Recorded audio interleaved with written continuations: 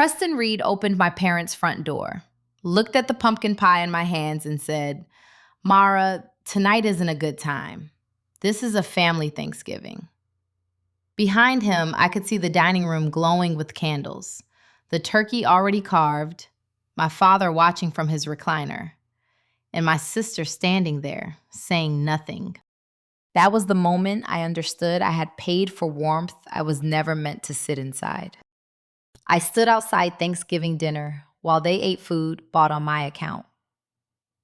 My sister texted by mistake. She thought paying bills made her welcome. I removed my card. By morning, Dad left one voicemail. "Mara, please don't do this." My name is Mara Whitmore. I was 34 then, living in Minneapolis, working as a fraud risk analyst for a credit union. My job was to notice what other people missed: an electronic signature created from the wrong state, a recurring payment no one questioned, a name slipped into a loan file without clear consent.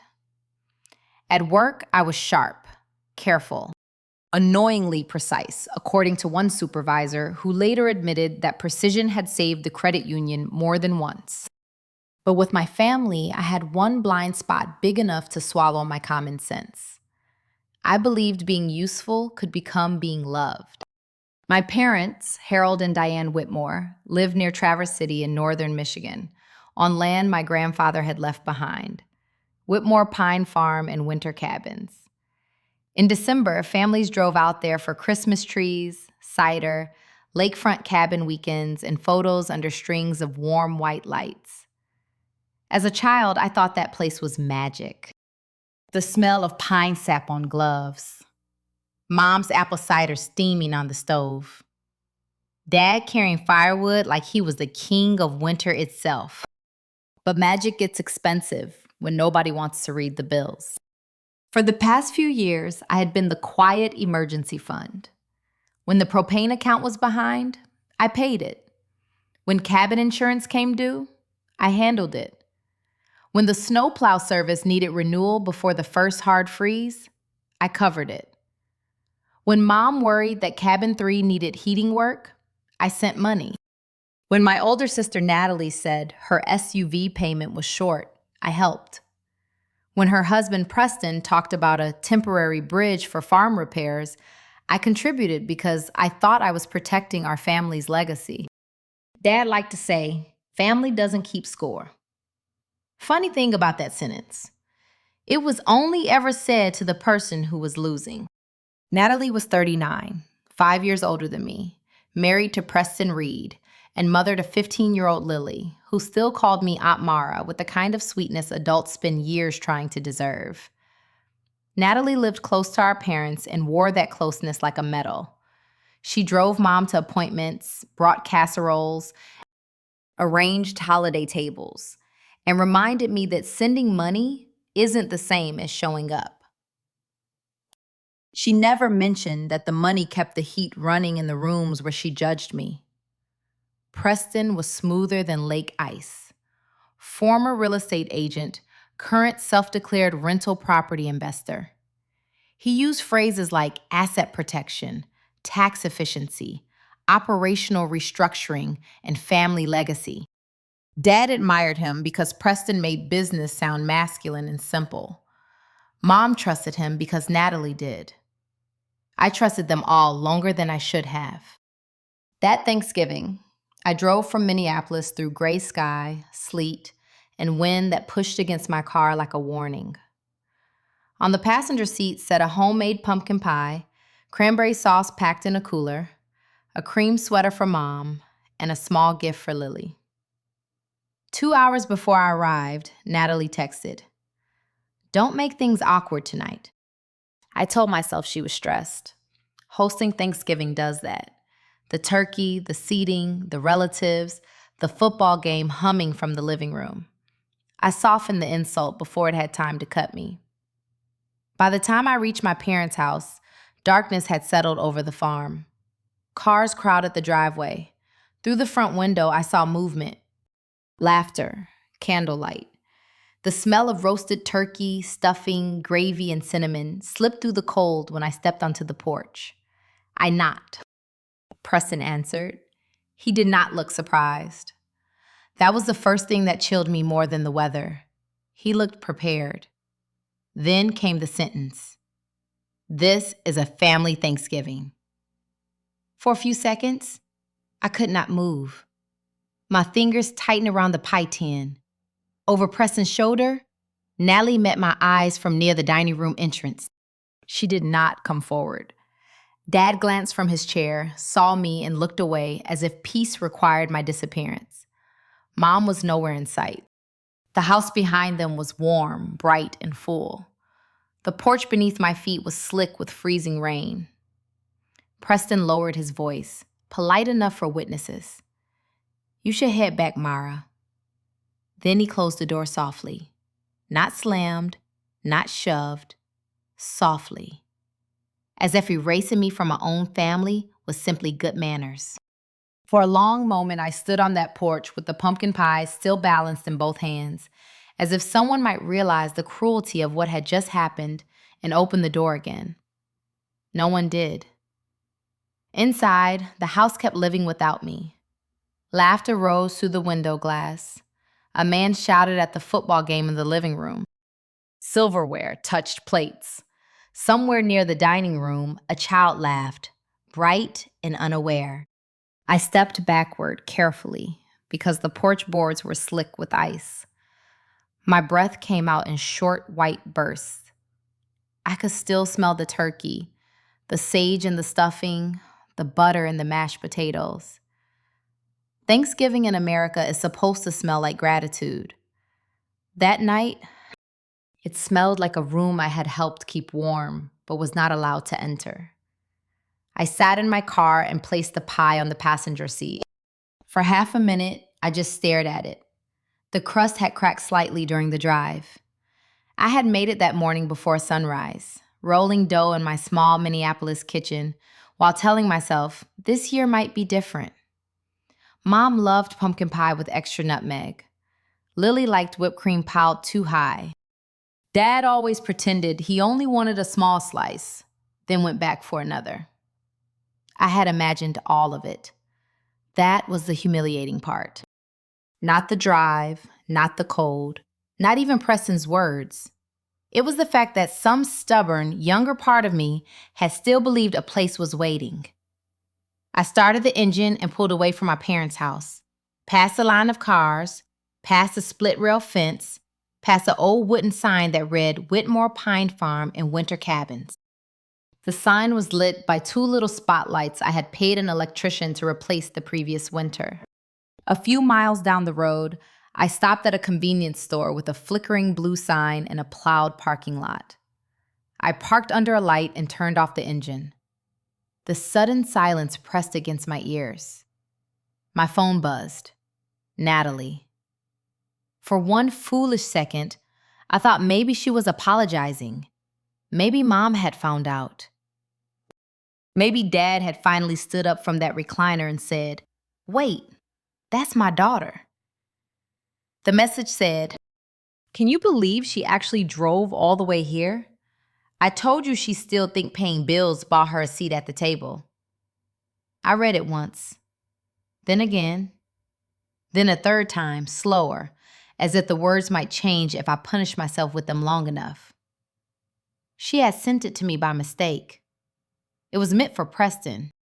I knew because Natalie had texted me earlier, and our conversation must have still been near the top of her phone. A seat at the table. That phrase did something clean and permanent inside me. It cut through years of excuses I had made for her. She was tired. She was overwhelmed. She had stayed close to Mom and Dad while I built a life in Minneapolis. Maybe she resented me, but deep down, she knew I loved them. No, she knew exactly what I was doing for the family. She simply believed my help did not entitle me to dignity. I thought of Mom, probably upstairs or in the kitchen, believing I had chosen not to come. Natalie had told her I was busy with work. Preston had likely added that I was sensitive lately, that I might make the evening tense. Mom would worry, but she would not want to disturb me. I thought of Lily, my sweet niece, saving the seat in her mind until her mother told her Aunt Mara had changed plans. And Dad. Dad had seen me. That was the part I could not soften. Harold Whitmore had looked toward the door, recognized his daughter standing outside in freezing rain, and turned away. The man who preached family unity had chosen comfort over truth. I did not text Natalie back. I did not call Preston. I did not ask why, because the answer was glowing on my screen. Instead, I took a screenshot. My thumb shook, but I took it anyway. Then I forwarded it to my private email with the subject line, Thanksgiving. I did not know yet that it would become the first file in a much larger folder. I drove back toward Minneapolis that night with the radio off. The highway stretched black and wet under my headlights. Trucks passed me, throwing slush across the windshield. At one point, I pulled into a rest area just to breathe because my chest felt too tight. I did not cry loudly. I did not fall apart in any cinematic way. I just kept seeing three things: Preston's calm face, Natalie's still body behind him, my father turning away. By the time the Minneapolis skyline appeared in the gray early morning, the pumpkin pie was still untouched on the passenger seat, and something in me had gone colder than the road behind me. I reached my apartment just before sunrise, with road salt dried along the doors of my car and a Thanksgiving pie riding beside me like evidence from a crime scene. I carried it upstairs because leaving it in the car felt strangely wrong. Then I set it on the kitchen counter and stared at it under the cold overhead light. The crust had sunk on one side. The filling had pulled away from the edge. It looked tired, which was ridiculous because pie cannot be tired. People can. I took off my coat, hung it over a chair, and made coffee so strong it tasted almost burnt. I did not go to bed. Sleep would have required surrender, and something inside me had finally stopped surrendering. I opened my laptop. At work, I spent my days reviewing patterns other people preferred not to see. Duplicate vendor names, login attempts from odd locations, automatic payments that kept running because nobody wanted to ask who had approved them in the first place. That morning, for the first time in my life, I looked at my family the same way. Not as mom and dad, not as Natalie, my older sister, not as Preston, the polished brother-in-law who spoke in business phrases, as a pattern.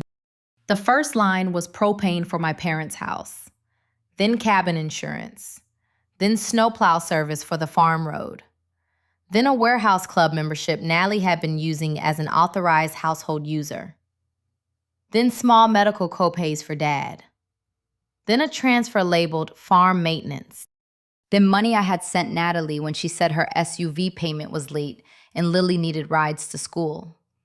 Then Preston's favorite phrase appeared in my memory: temporary bridge. That was what he had called the money for winter cabin repairs. Not a loan, not a favor, a bridge. A clean little word that made it sound like we were all crossing towards something noble. I opened a spreadsheet and began entering dates, amounts, reasons, and who had asked. Natalie's request had always arrived wrapped in guilt. Mom is scared. Dad won't say it, but he's stressed.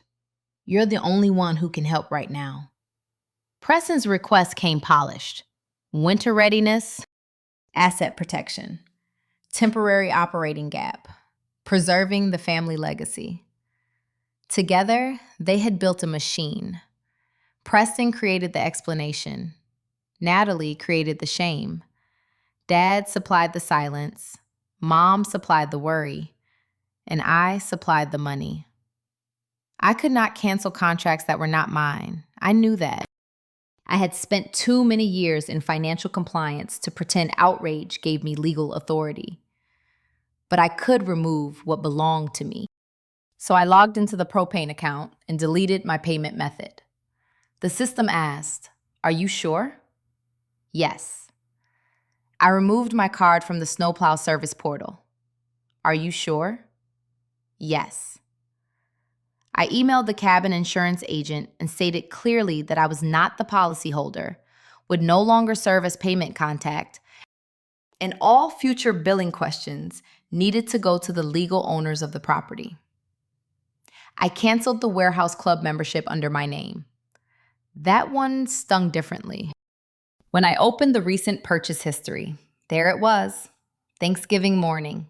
Turkey, wine, pumpkin pies, stuffing mix, disposable serving trays, candles, cranberry sauce, a bulk bag of dinner rolls.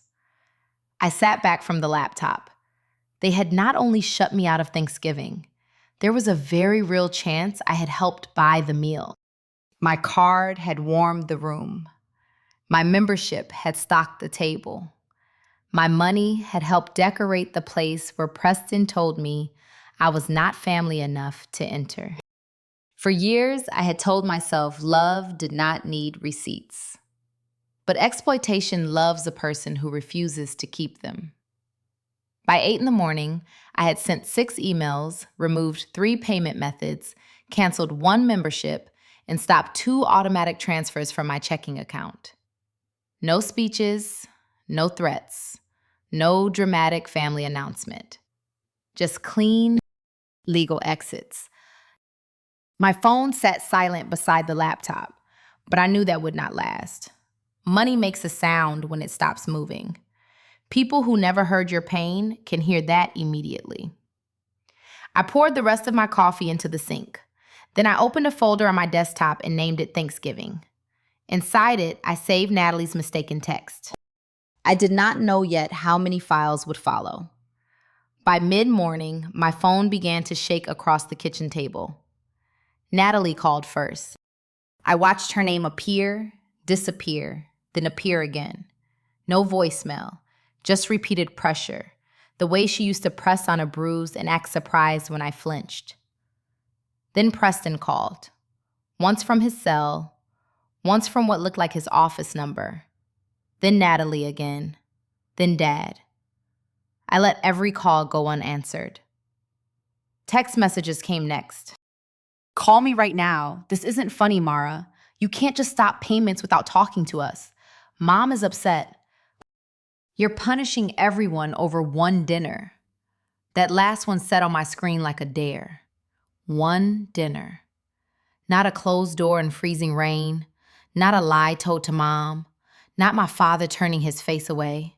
Not Natalie mocking me for believing years of help might earn me basic decency. One dinner. I waited for one message that asked whether I had made it back to Minneapolis safely. I waited for someone to say, Mara, what Preston did was wrong. I waited for Mom's name to appear with a simple, "Are you okay?" Nothing. The first apology did not come because no apology was being manufactured yet. They were still in the stage where they believed pressure would work. Dad left a voicemail around noon. His voice was rough and tired. The same voice he used when he wanted me to feel guilty for noticing something. Mara, this is going too far. Your mother is beside herself. I don't know what happened last night, but family doesn't keep score. Call your sister. We need to get this straightened out. I replayed it once. I don't know what happened last night. That was a choice. Dad knew enough. He had seen me at the door. But ignorance is easier to carry when honesty would require you to stand up from a recliner. Family doesn't keep score. I almost laughed. Not because it was funny, but because some sentences become absurd once you finally hear who benefits from them. Nobody kept score when I paid propane. Nobody kept score when the cabin insurance renewal landed in my inbox. Nobody kept score when Natalie needed help with her SUV, or when Preston needed a temporary operating gap covered before the holiday season. But the moment I stopped paying, suddenly everyone knew exactly what had changed. I opened the spreadsheet again and added a new column. Reaction after payment stopped. Natalie, anger. Dad, guilt. Preston, urgency. Mom, silence. That silence bothered me most. Diane Whitmore was not cruel by nature. She worried too much, trusted too easily, and let stronger voices arrange the world around her. If she had known I stood outside that door, she would have cried. Maybe she would have opened it. Maybe she would not have known what to do afterward. But she would not have ignored me, which meant someone had managed her version of the truth. At 1:17 p.m., Preston left a voicemail. His voice was controlled, but not calm. Mara, restore the payments. Whatever point you're trying to make it later. You don't understand the timing. I stood very still. Not the cost, not the propane, not your mother's stress. The timing. That was a word people used when something depended on sequence, when a closing date was approaching, when a lender expected documentation, when numbers had to look stable long enough for someone else to believe them. I knew that tone. I had heard it from members at the credit union who insisted a strange transfer was just a misunderstanding, then panicked when we froze the account. I saved Preston's voicemail. Then I created a second folder inside Thanksgiving and named it Audio. The family I had spent years protecting was suddenly making noise in exactly the places a fraud analyst would expect. Pressure, urgency, guilt, and one careless phrase too specific to ignore. That afternoon, I did not call anyone back. Instead, I went line by line through 6 months of bank records. By evening, the pattern was visible. The requests had become more frequent in the 7 weeks before Thanksgiving. Larger, too. Always dressed as farm needs. Always urgent.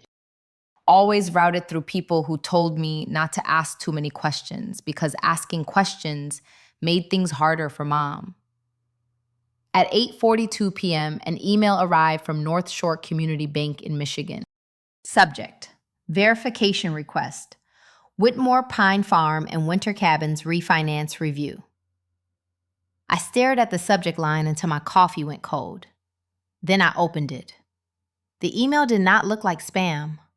That was the first thing that bothered me. The sender domain matched North Shore Community Bank. The address line included Traverse City. The subject name Whitmore Pine Farm and Winter Cabins exactly. Not close enough for a scam, but perfectly enough to make my stomach tighten. I clicked it open. The message was formal, bland, and devastating in the way only financial language can be.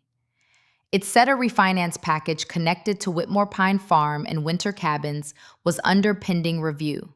An additional verification was needed for parties listed as financial support references. I scrolled. There, in the middle of the page, was my full legal name, Mara Elise Whitmore. Supporting financial party / potential guarantor reference. For a moment, I forgot how to breathe. I had never agreed to be a guarantor. I had never signed anything for a refinance. No one had even asked me. My name had been placed in a loan file as if my years of paying bills had somehow turned into permission. I read the sentence again, slower. Potential guarantor reference. Potential is a slippery word. It stands in a doorway, wearing a polite smile, pretending it has not already stepped inside. I called the bank before I could talk myself into waiting. A woman named Sharon answered after 2 transfers. I gave her my name, the file reference number, and then said, very carefully, I need this noted clearly. I did not authorize my name to be used as a guarantor, supporting financial party, or financial reference for this refinance review. There was a pause. When Sharon spoke again, her voice had changed. Less routine, more precise. Ms. Whitmore, are you stating that you dispute any consent connected to this application? Yes. Have you signed any documents related to this file? No. Have you given verbal authorization to Mr. Preston Reed, Mrs. Natalie Reed, Harold Whitmore, or Diane Whitmore to include you? No. I heard typing. Not fast, deliberate. I knew that sound. It was a sound of a file becoming uncomfortable. Sharon told me the refinance was not approved. It was pending review. Some documents had not completed verification. She could not release everything immediately without formal processing, but she could mark the file as disputed and escalate the issue. I asked for copies of any document containing my name. I asked for an audit trail on any electronic signature connected to me. I asked that the bank preserve access logs, timestamps, email delivery records, device information, and IP data. Another pause. You sound familiar with this process, she said. I work in fraud risk, I replied. And I know the difference between helping family and being placed inside a financial structure without consent. The words came out colder than I expected. After the call, I sat at my kitchen table, phone still in my hand, and looked toward the pie on the counter. It had become absurdly symbolic by then. This untouched dessert from a dinner I had funded and been denied. I opened my laptop and created a new folder inside Thanksgiving. Evidence. Then subfolders. Bank.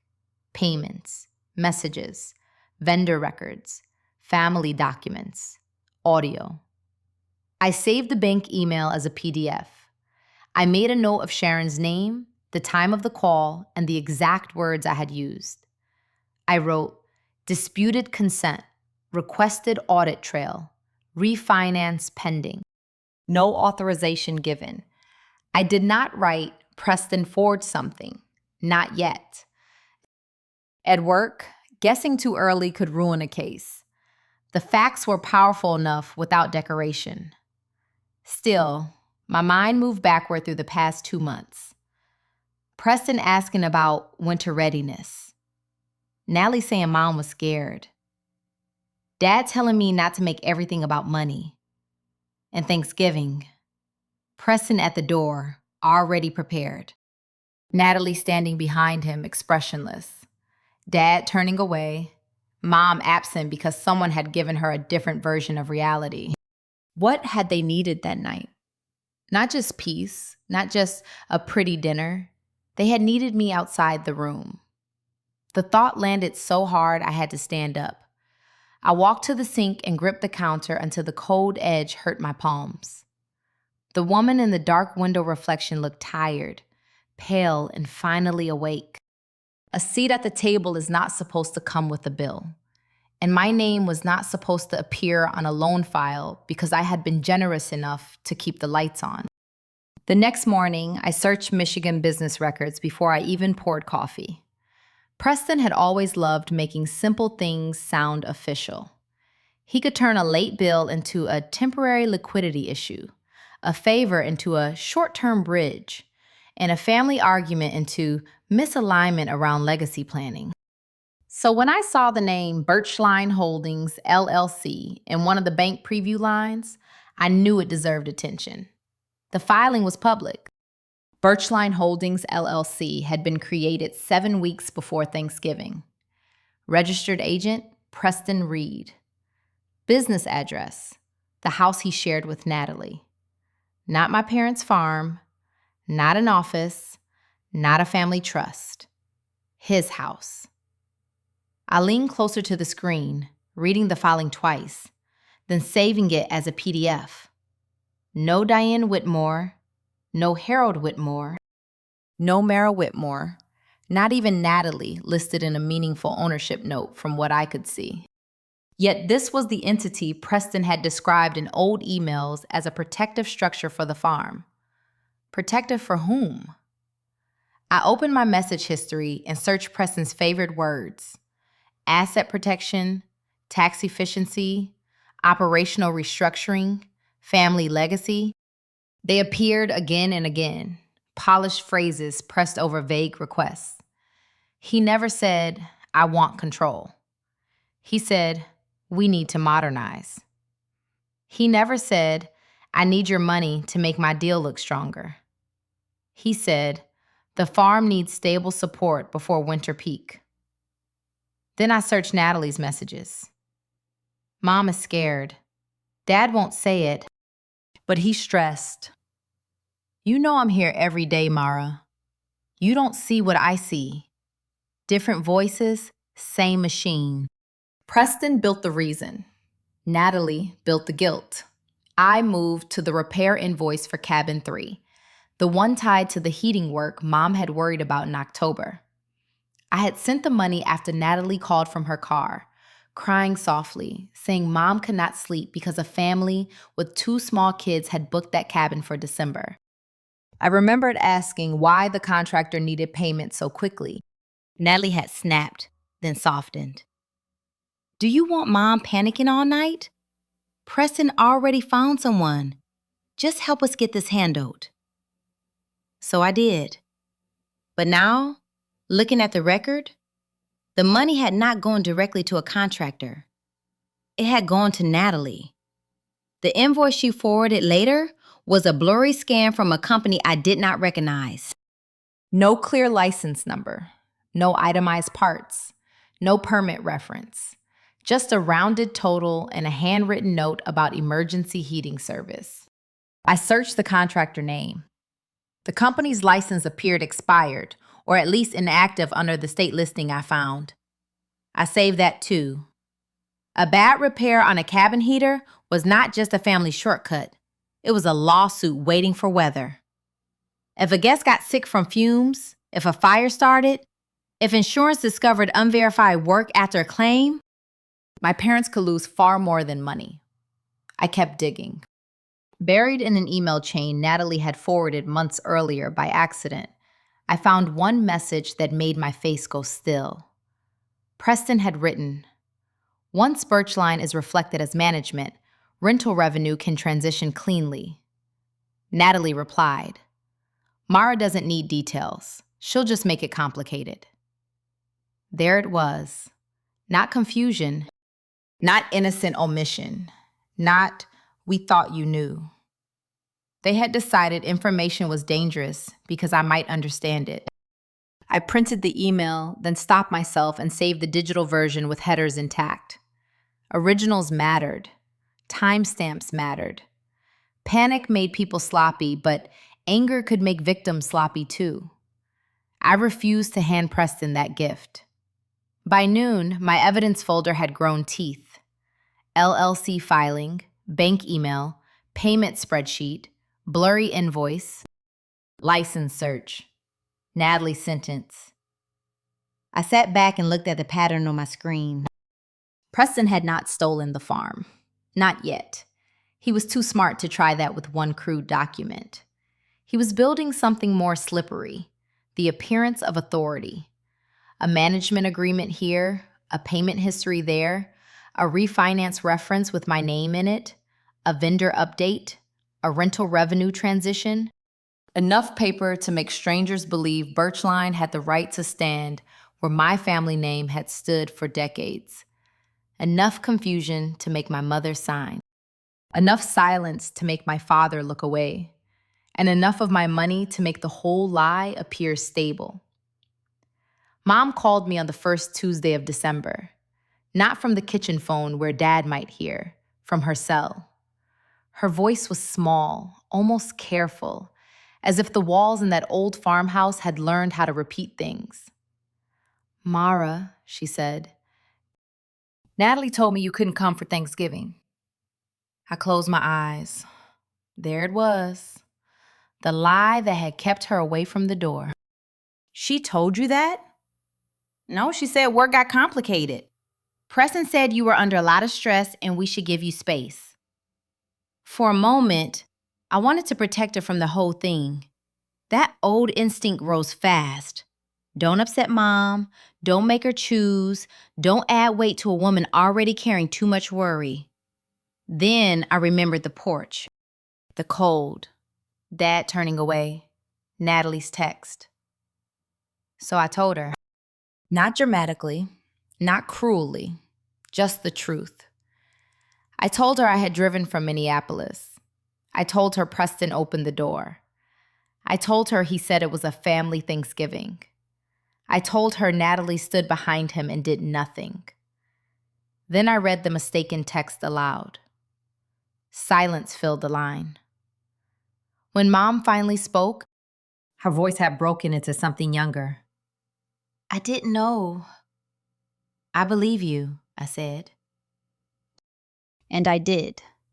Diane Whitmore could avoid conflict until it swallowed a room, but she was not vicious. She trusted the wrong people because they were close, loud, and familiar. Mara, she whispered, there are some papers. My fingers tightened around the phone. What papers? About the farm. Preston said it was to protect everything. Natalie said you knew. They said it would help with taxes and insurance and getting repairs done before winter got bad. Did you sign them? Another silence. Yes. I stood up from my desk. Mom began talking faster, afraid I was angry at her. She said Preston had brought folders to the house twice. He used words like management structure, refinance preparation, limited authority, family legacy. Natalie kept saying they had to act before winter bookings peaked. Dad said Preston understood business better than any of us. And they told you I agreed? Yes. Natalie said you were difficult about details, but you understood the need. Difficult about details. That was what careful women get called when careless people want access. I kept my voice steady. Mom, I need you to take pictures of everything you signed, every page, even the boring ones. Your father won't like that. Dad doesn't have to like it. Your name is on those papers. She breathed shakily. I don't want to cause a war. Mom, if someone used your trust to take control of Grandpa's farm, the war already started. You just weren't told. It took her almost an hour to send the first photos. The early ones were blurry, her hands probably trembling. Then they got clearer. Management agreement, limited operating authorization, vendor update form, refinance authorization worksheet, draft power of attorney. The power of attorney was not properly completed, but seeing it still made heat crawl up my neck. Birchline Holdings LLC appeared on page after page. Operational control, rental revenue transition, authorized management contact. I zoomed in until the words blurred, then sharpened again. Mom had signed some pages. Dad had initialed one. Preston's name appeared as representative for Birchline. Natalie's handwriting marked little arrows beside signature lines. Mom sent one final text. Did I do something terrible? I stared at it for a long time. Then I typed back, no, Mom, but someone may have done something terrible with your trust. That was the truth as far as I knew it. She was not helpless. She was not incompetent. She was a woman who had been surrounded by confident voices, softened by fear, and told that asking questions would endanger the very thing she wanted to protect. I saved every photo. Then I placed them in a new folder, family documents. At the bottom of one page, beneath Preston's neat signature, someone had written in blue ink, Thanksgiving review completed. Thanksgiving. The night I was kept outside. The night Mom was kept inside. The call came from a number I did not recognize. A man named Eric Fowler said he had rented Cabin 3 with his wife and 2 kids for a long weekend. He sounded embarrassed at first, the way decent people do when they are angry but still trying to be fair. I found your number in an old payment email, he said. I'm sorry if you're not the right person anymore, but nobody else is answering. My stomach tightened. He told me the heater had made a strange clicking sound all night. Around 2 a.m., his wife noticed a faint gas smell near the hallway vent. They opened windows, packed the kids into the car, and drove to a motel in town. Mr. Reed promised a refund, Eric said. Now he won't respond. I asked him to send anything he had. The photos arrived 5 minutes later. Cabin 3's old wall heater. A window cracked open in the dark. A child's blanket folded on the sofa. A handwritten note warning guests not to adjust the thermostat past 72. Then one photo made me sit back. A framed instruction sheet on the kitchen counter read, "Welcome to Birchline Stays. Not Whitmore Pine Farm. Birchline Stays."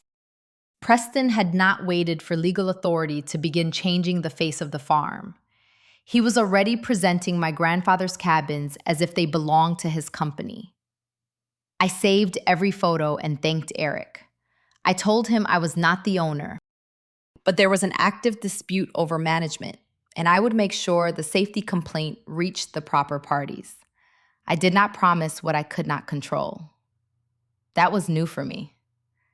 Later that evening, Lily texted, "Aunt Mara, I thought you were coming for Thanksgiving. Mom said you changed your mind." I sat with that message longer than I expected. Lily was 15, old enough to sense tension, too young to be used as a shield.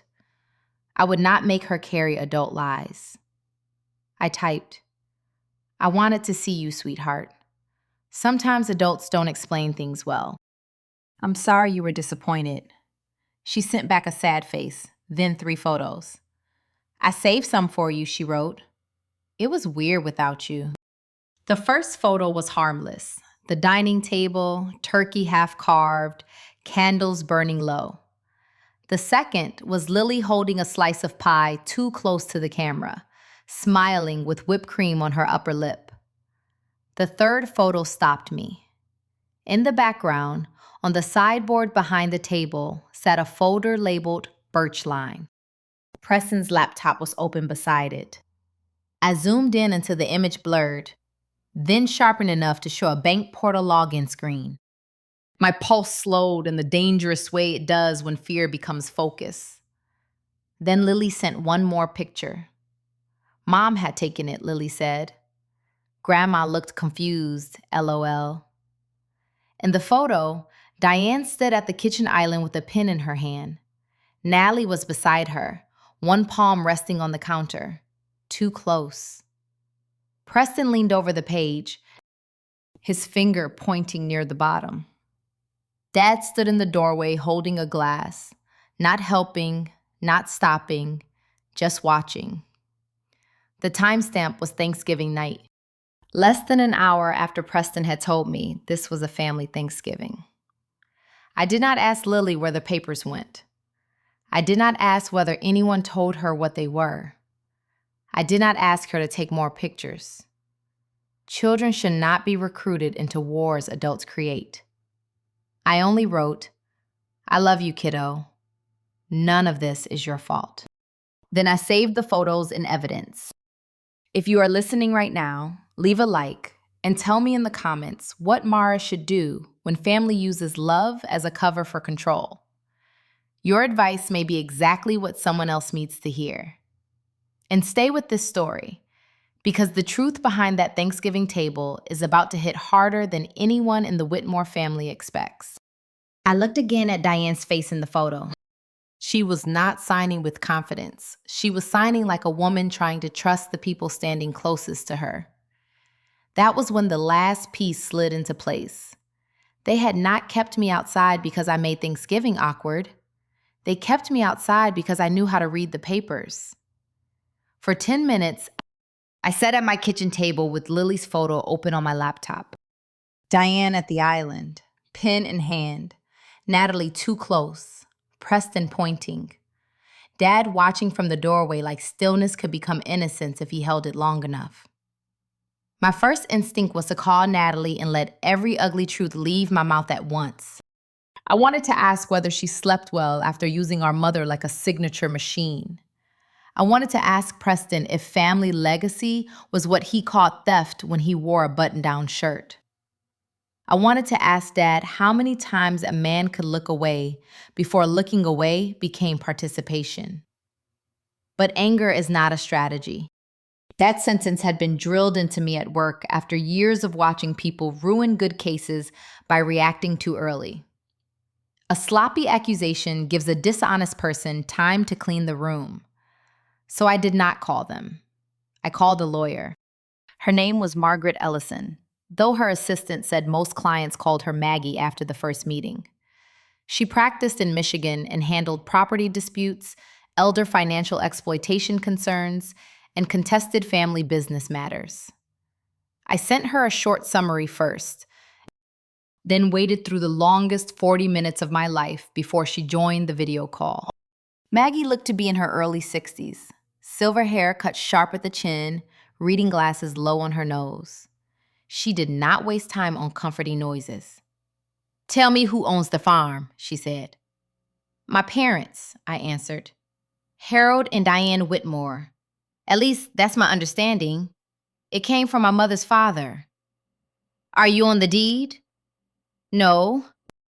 "Have you signed any management agreement, guarantee, refinance authorization, or power of attorney?" "No." "Have you paid expenses?" "Yes, for years." "That creates history," she said, "not consent." I wrote that down. History is not consent. Maggie asked for dates. When Birchline was formed, when the refinance email arrived, when I was turned away from Thanksgiving, when Diane signed the papers, when the suspected e-signature appeared. She stopped me when I used the word forged. "Don't outrun the evidence," she said. "Say suspected unauthorized electronic signature until the audit trail supports more." I liked her immediately. She told me not to post online, not to threaten Preston, not to edit screenshots, not to forward files in a way that stripped metadata if originals existed. Save emails as PDFs, yes, but keep the originals. Keep voicemails. Keep text threads intact. Keep Lily out of the fight. "I already am," I said. "Good. Children remember who weaponized them." And that line stayed with me. I asked about recording a family conversation if I went back to Michigan. Maggie explained how easily recording rules could become a fight of their own, and advised me to announce clearly at the start that I was recording for my protection. If they kept talking after that, the conversation would be far cleaner to use. Then she leaned back slightly. "Mara, this may not be a family argument. It may be a pattern." I thought of Natalie's mistaken text, Preston's timing voicemail, Birchline's filing, Mom's shaky photos, the cabin guest, the bank email, the old login alert I had ignored from Michigan weeks earlier because I was too tired to question another small oddity. A pattern. Not one insult. Not one dinner. Not one misunderstanding. A pattern with paperwork. After the call, I spent the rest of the night building the timeline Maggie requested. Every payment went into order. Every message received a date. Every document got a folder. I labeled nothing with revenge words. No proof they're evil. No Preston lies. No Natalie betrayal. Just facts. At 1:12 a.m., I reached the electronic signature timestamp from Thanksgiving night. It had been created less than an hour after I stood on the porch holding that pie. I stared at the time until it blurred. Then I added one careful note. Mara was in vehicle or off-site. No authorization given. Audit trail pending. By morning, I had decided to drive back to Michigan. Not with dessert, not with gifts, not with the old hope that if I arrived gently enough, someone might finally choose me. This time, I packed a binder, my phone charger, 2 copies of the timeline, and the kind of calm that does not ask permission to enter a room. Natalie opened the door, wearing the same expression Preston had worn on Thanksgiving. Prepared. Not surprised, not sorry. Prepared. "Now you decide to show up?" she said. I looked past her into the hallway of my parents' farmhouse. The air smelled like pine cleaner and old wood smoke. Somewhere in the kitchen, a kettle clicked off. No holiday noise this time. No football, no laughter. Just the house holding its breath. I need to speak with Mom about documents that contain my name. Nallie's mouth tightened. You could have called. I tried being quiet for years. It made everyone very comfortable. Before she could answer, Preston appeared behind her in a navy sweater and pressed jeans, as polished as a man can look while standing in someone else's doorway. Mara, he said, smooth and disappointed, like I was a client missing a deadline. This really isn't the way to handle family concerns. It stopped being a family concern when my name appeared in a bank file. His eyes shifted, just once. Then Dad came from the living room, one hand braced on the doorframe. Harold Whitmore looked older than he had on Thanksgiving, though maybe I was simply seeing him without the soft filter I used to keep for fathers. Your mother doesn't need stress, he said. No, I answered. She needs the truth. And that brought Mom into the hall. Diane stood in a gray cardigan, hair pinned loosely, face pale with worry. When she saw the binder in my arms, her eyes moved to Preston first. That small reflex hurt more than I expected. Fear had taught her where to look before she spoke. I stepped inside. Nobody invited me. Nobody stopped me. The dining room still had traces of Thanksgiving lingering around the edges. A ceramic pumpkin on the sideboard, a rust-colored runner folded over one chair, a wreath of fake maple leaves hanging slightly crooked on the wall. I placed my binder on the table. The table. The one glowing behind Preston's shoulder when he told me I did not belong. I set my phone beside the binder and tapped record. I'm recording this conversation for my own protection, I said clearly, because my name appears in financial documents I did not authorize. Nally gave a sharp laugh. Record whatever you want. Preston lifted both palms. I have nothing to hide. Dad muttered, Fine, if that makes you feel better. Mom said nothing. That was consent enough for me to continue. I turned to her first. Mom, did you know Birchline Holdings LLC is registered to Preston at his home address? Her face changed before anyone spoke. Confusion first, then embarrassment, then a slow, frightened understanding. I thought, she looked at Preston. I thought it was for the farm. Preston stepped forward. Diane, it is for the farm. Mara is oversimplifying something she doesn't understand because she's upset. I opened the binder. No, I'm simplifying it because you complicated it on purpose. His jaw tightened. I slid the Michigan business filing across the table. Birchline Holdings, LLC. Register agent, Preston Reed. Business address, your house. Not the farm, not Mom and Dad, not a family trust. Mom touched the edge of the page like it might burn her. Preston exhaled through his nose. A management entity doesn't need to be emotionally interpreted. It's a practical vehicle for asset protection, tax efficiency, and operational continuity. There it was, the old music. Asset protection, tax efficiency, operational continuity. Words big enough to hide small intentions. Nally crossed her arms. You live 6 hours away. You don't get to swoop in and act like you know what it takes to keep this place going. I know exactly what it takes, I said. I have the payment records. Dad looked down. Mom's fingers trembled on the paper.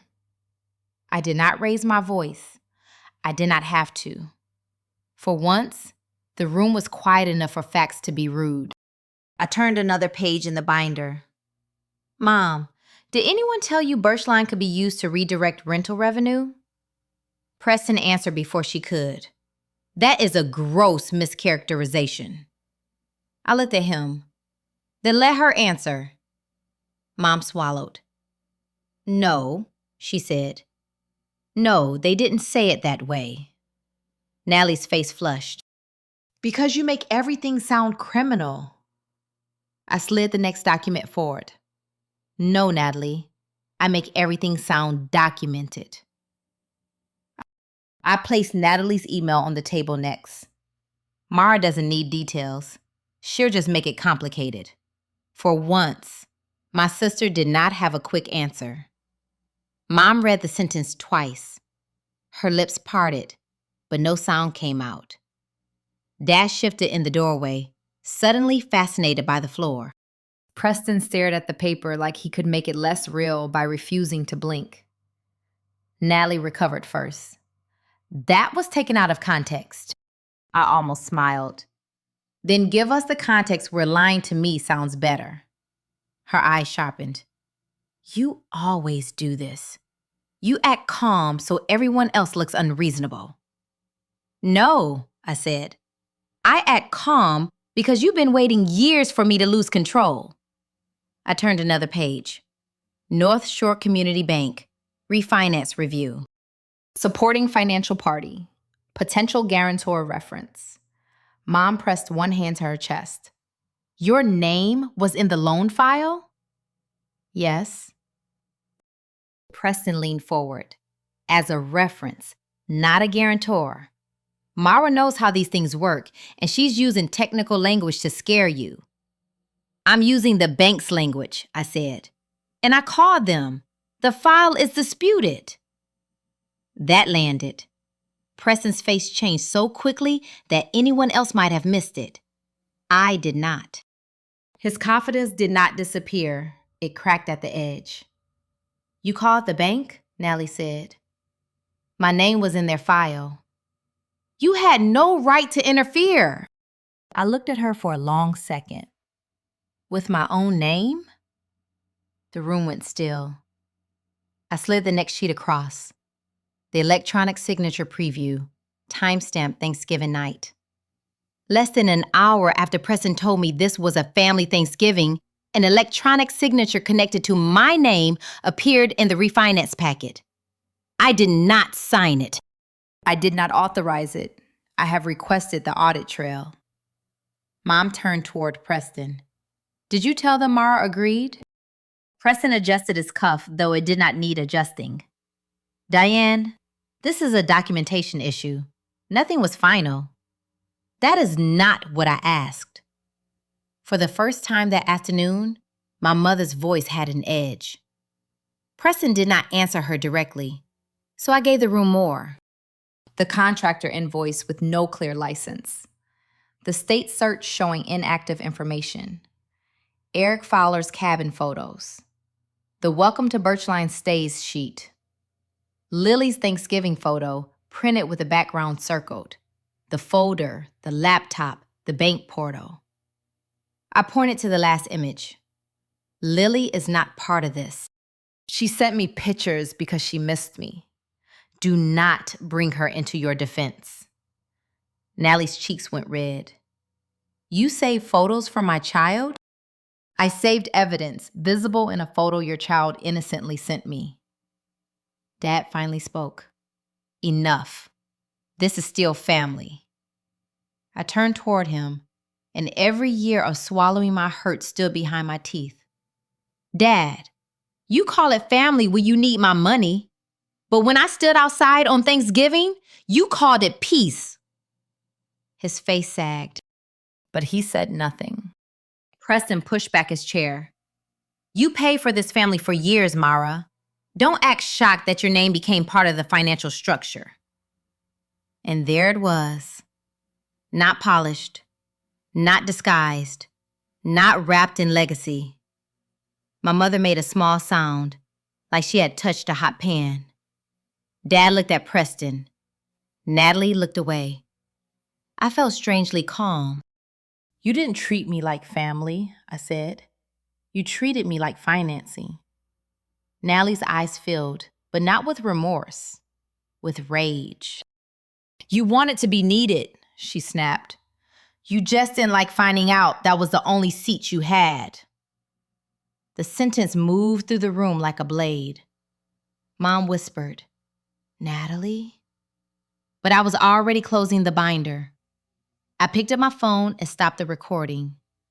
My hands were steady. Preston said, "You're making everything worse."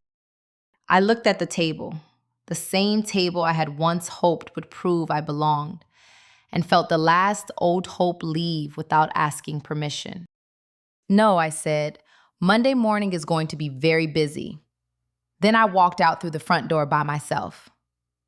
By Monday at 8:03 a.m., my first dispute letter was in North Shore Community Bank's inbox. I wrote it the way I would have wanted to receive it at work. Clear, dated, unemotional, impossible to misunderstand.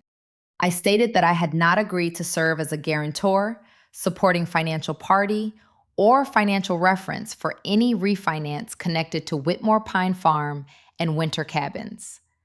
I stated that I had not authorized any electronic signature.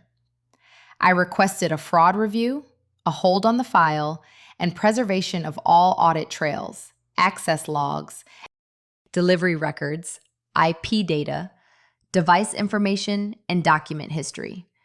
Then I attached only what mattered, not my feelings, not my opinion of Natalie, not the pain of Thanksgiving, the bank notice, the timestamp, my call record, the written dispute, the cleanest facts. At 8:41, I sent Maggie Ellison the full evidence package. By 9:15, she had replied, "Do not contact Preston or Natalie directly today. Let the paper trail breathe." I almost laughed at that. Let the paper trail breathe. For years, my family had filled every silence with guilt. Now silence was finally working for me. Maggie moved fast. She contacted the bank's review department and identified herself as my counsel. She asked that the refinance remain frozen while the disputed consent and electronic signature were examined. She also asked whether any lender representations had described me as a reliable financial backer for the farm. At 10:22, I emailed the cabin insurance agent. I did not accuse anyone of fraud. I said there was an active dispute regarding management authority, that I was not the policyholder, and that I had received a guest safety complaint involving Cabin 3's heating system. I included Eric Fowler's photos and the invoice concerns. I requested that all future communications go to the legal owners and their counsel. At 11:06, I notified the propane company that my card was not to be used for any Whitmore account. At 11:19, I confirmed the same with the snowplow service. At 11:43, I sent a short message to the warehouse club. Remove Natalie Reed as an authorized household user under my canceled membership and confirm no future charges could be placed against my card. Each email was a brick removed from a wall that had been built out of my compliance. Around noon, Preston called. I watched his name flash on my screen until it stopped. Then came a voicemail. "Mara, you need to stop involving outside parties. You're creating exposure for your parents." There it was again. A man who had dragged my name into a bank file was warning me about exposure. I saved the voicemail. By mid-afternoon, Maggie called. Her voice was steady, but I heard something sharper underneath. "The bank has frozen the refinance pending review," she said. "Preliminary access information suggests the e-signature link was opened from Michigan, not Minnesota." I sat down slowly. "That doesn't prove who used it," she continued, "but it supports your dispute." "Good," I said, though the word felt too small. Maggie went on. "There are several concerns here. Unauthorized use of financial identity, suspected unauthorized electronic signature, possible misrepresentation to a lender, disputed management authority, and potential undue influence involving your mother." Hearing the list out loud did not make me feel victorious. It made me feel sane. For weeks, everyone had tried to shrink this into hurt feelings. One dinner, one misunderstanding, one difficult daughter making things awkward. But institutions do not freeze files over wounded pride. At 4:30, Natalie finally texted. What did you do? 3 words. No hello, no apology, no mom is scared this time. I looked at the message and thought of her standing behind Preston on Thanksgiving, silent and satisfied. I thought of her email saying I did not need details. I thought of her telling our mother I had agreed. I typed one sentence. I protected my name. Then I put the phone face down. Outside my apartment window, Minneapolis was already dark. The winter kind of dark that arrives before dinner and stays like it owns the place. For once, I did not feel trapped inside it. I had not raised my voice. I had raised the cost of lying. Natalie did what she always did when facts stopped serving her. She went emotional. By Tuesday morning, the family group chat had become a courtroom without rules. Aunts, uncles, cousins, and people who only appeared around holidays were suddenly receiving Natalie's version of events. Mara is trying to destroy mom and dad's farm because she wasn't invited to one dinner. Mara has always used money to control people. Mara doesn't understand what it's like to actually be here. I read each message once, then stopped. There had been a time when I would have defended myself line by line. I would have explained the propane payments, the cabin insurance, the snowplow renewals, the repair transfers, the bank email, the lie told to mom. I would have tried to prove I was not selfish to people who had benefited from my silence. But Maggie had warned me. Let them overtalk, she said. People reveal more when they think volume equals truth. So I said nothing. Preston followed with an email to several relatives written in the same language he used when trying to make theft sound like a seminar. He called my actions interference with a legitimate restructuring plan. He said Birchline Holdings had been created to protect a multi-generational family asset.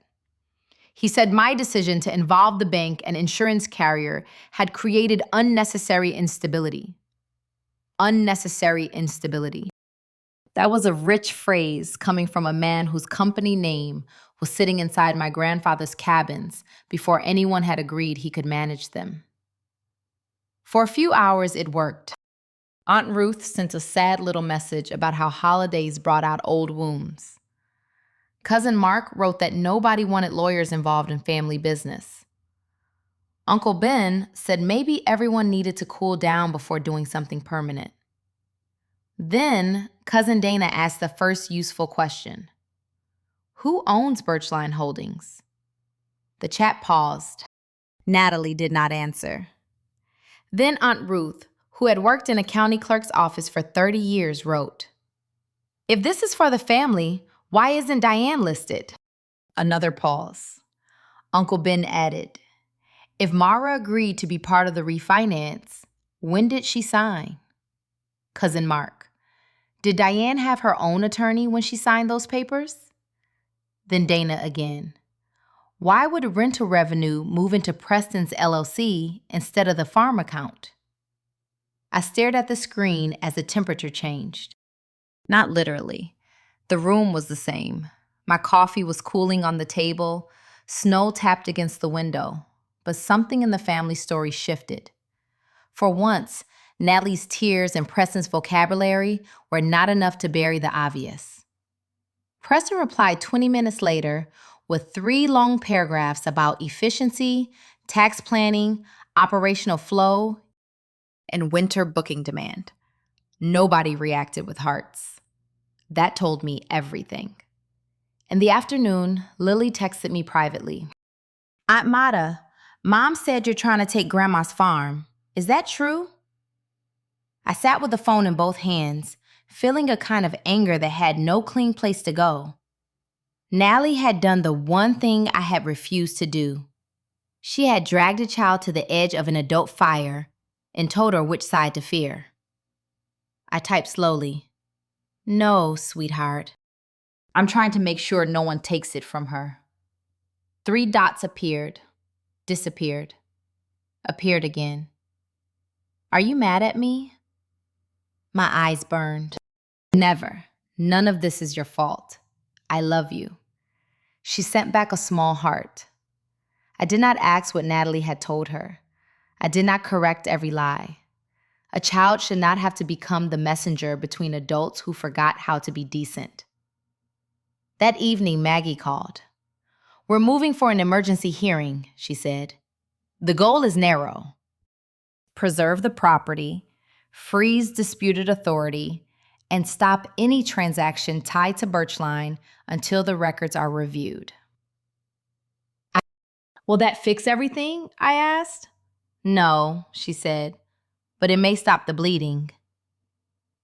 After we hung up, I opened the group chat again. For the first time, Nally had gone quiet. Preston was still typing. That meant he was losing. The hearing room was smaller than I expected. No dramatic wooden benches packed with gasping relatives. No movie-style judge pounding a gavel while someone confessed in tears. Just fluorescent lights, winter coats folded over chairs, paper cups of coffee, and a clerk calling names like this was ordinary. Maybe for the court it was. For me, it felt like carrying my whole childhood into a room that smelled like printer toner. Maggie sat beside me with the binder open and 3 yellow tabs already lifted. Mom sat 2 rows back with her hands clasped tightly in her lap. Dad sat next to her, stiff and pale. Natalie and Preston were across the aisle, close enough that I could see Natalie's jaw working each time she looked at me. Preston kept checking his phone. That told me more than his face did. Maggie had explained the purpose clearly. We were not asking the court to solve every wound in the Whitmore family. We were asking for emergency protection while disputed documents, management authority, and the refinance file were reviewed. Preserve the property. Freeze disputed authority. Stop Birchline from moving money or control before the facts caught up. When the judge asked Maggie to begin, she stood without theater. She laid out the timeline like a roadmap no one could pretend not to see. Birchline Holdings LLC formed 7 weeks before Thanksgiving. Registered to Preston's home address. Refinance review opened through North Shore Community Bank. My name listed as a supporting financial party or potential guarantor reference. Electronic signature time-stamped Thanksgiving night. Diane signing management-related documents in the kitchen while I had been kept outside the house. Not invited out, kept out. That distinction mattered. Maggie submitted the bank's confirmation that the refinance was frozen pending review. She submitted the insurance concern after the Cabin 3 complaint. She submitted the public LLC filing and Diane's statement. Then Mom stood. Her voice shook, but she did not sit down. "I thought Birchline was for our farm," she said. "I did not understand it was Preston's company. I was told Mara knew. I was told she agreed." Natalie lowered her head. Preston stared straight ahead. The judge asked Mom whether she had her own attorney when she signed. "No," Mom said. "Did anyone advise you to get one?" "No." "Did you understand rental revenue might be redirected?" Mom's eyes filled. "No, Your Honor." I looked down at my hands. I did not feel happy. I felt furious in a quieter, older way. The kind of fury that comes when you see someone you love realize they were handled. Preston's attorney tried to make it sound like a misunderstanding. He used familiar words: efficiency, continuity, winter season, informal family support. Then Maggie played part of the recording from the dining room. Preston's voice filled the room. "You paid for this family for years. Don't act shocked that your name became part of the financial structure." No one moved. Then Natalie's voice followed. "You just didn't like finding out that was the only seat you had." The words sounded different there. At home, they had been cruel. In that room, they were useful. The judge did not look shocked. Judges probably hear worse before lunch. But she did look focused. After a pause, she issued a temporary order.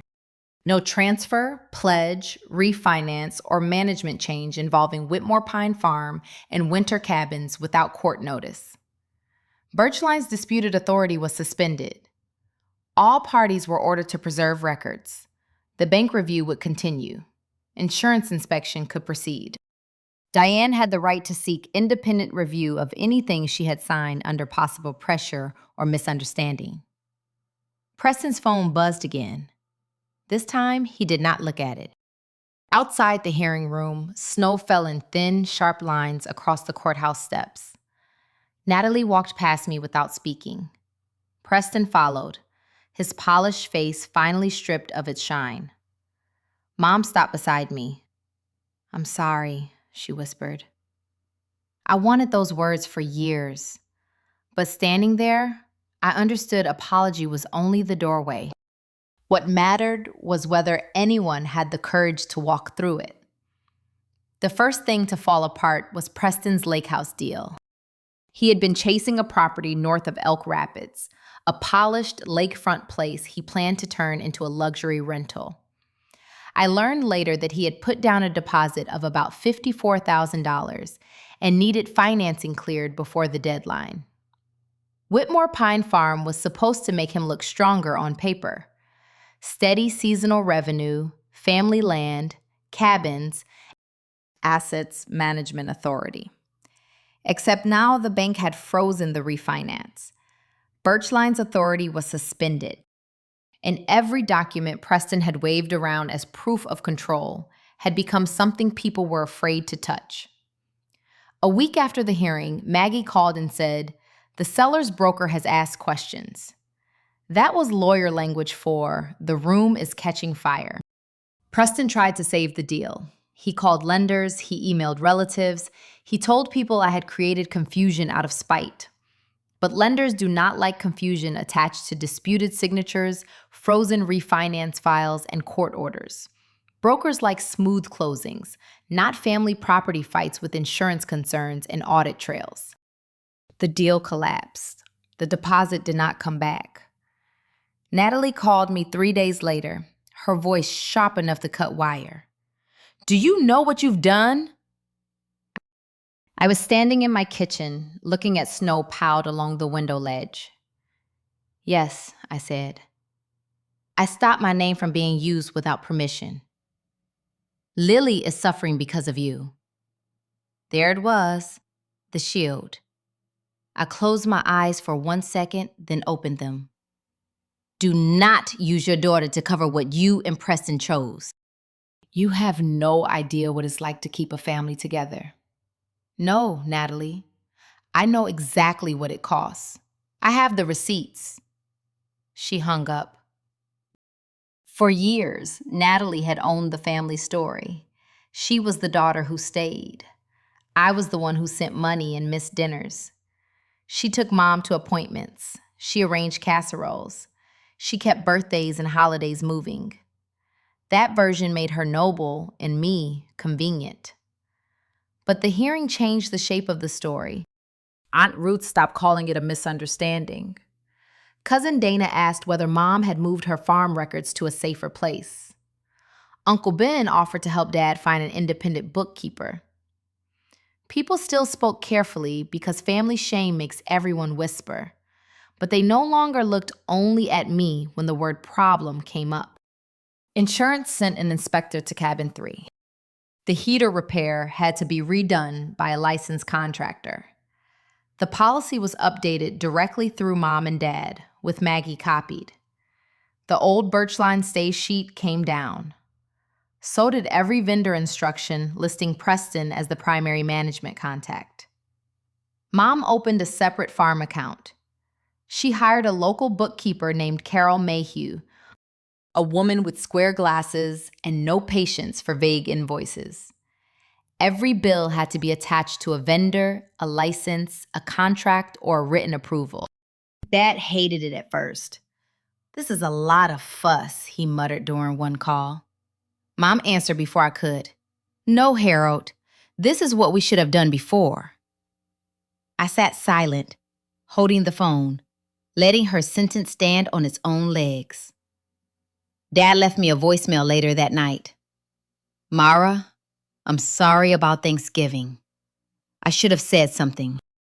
I listened to it twice, not because it healed me, but because I needed to know whether it asked anything from me. It did not. That was new. Still, I did not rush to forgive him. Regret is a feeling. Repair is an action. I wanted to see which one my father was willing to live with after the guilt wore off. As for Preston, he did not go to jail in some dramatic overnight ending. Real consequences are slower and less cinematic. The bank review continued. His name became uncomfortable in local business conversations. The people who once admired his confidence started asking for paperwork before believing a word. That was enough to wound a man like him. He had built himself out of polish. Now everyone could see the cracks. 1 year later, I drove back to northern Michigan under a sky the color of brushed steel. The road was familiar, but I was not the same woman who had traveled it with a pumpkin pie and a suitcase full of hope. I did not grip the steering wheel, wondering whether this time they would be happy to see me. I did not rehearse soft answers for sharp people.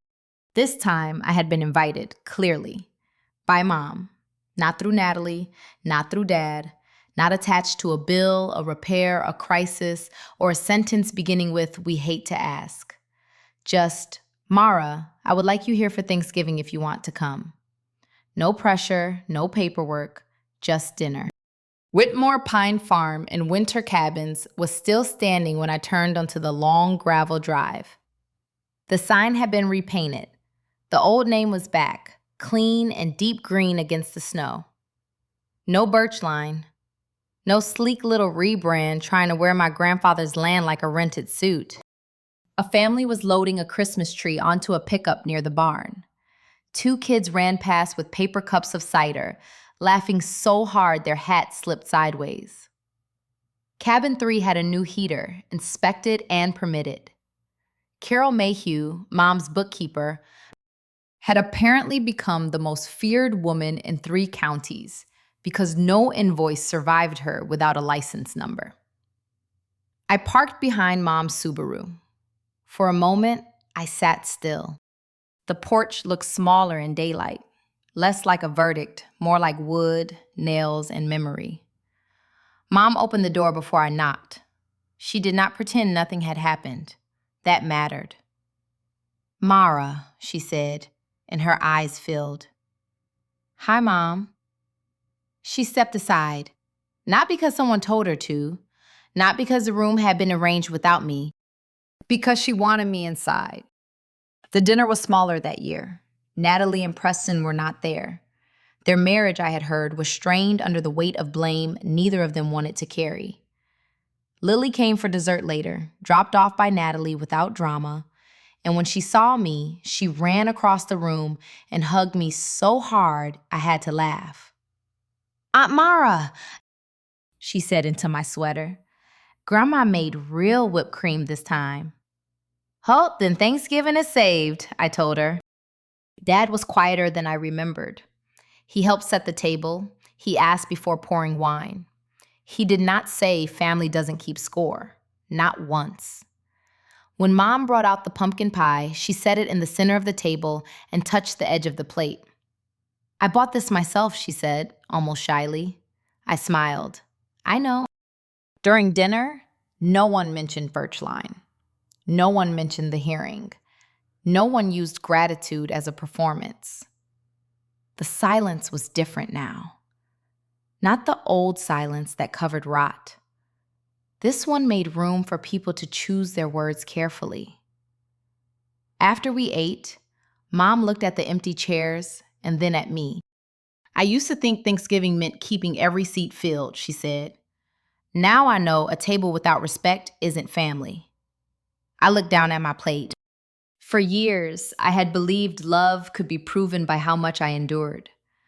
I thought if I paid enough, answered enough, forgave fast enough, and made myself easy enough to overlook, someone would finally say I mattered. But a seat at the table is not supposed to come with a bill. I had one now. And the best part was not sitting there. The best part was knowing I could leave if respect ever disappeared again. I did not break my family. I stopped funding the lie. And once the lie could no longer afford itself, the truth finally had room to breathe. In life, kindness is beautiful, but it should never become a cage. Love your family deeply, but do not let anyone turn your loyalty into a blank check. If this story touched you, please leave a like for Revenge Glow and share your thoughts in the comments. Tell us where you are listening from, because your voice is part of this community. Thank you for staying until the end. Wishing you health, peace, and strength. See you again in the next story on Revenge Glow.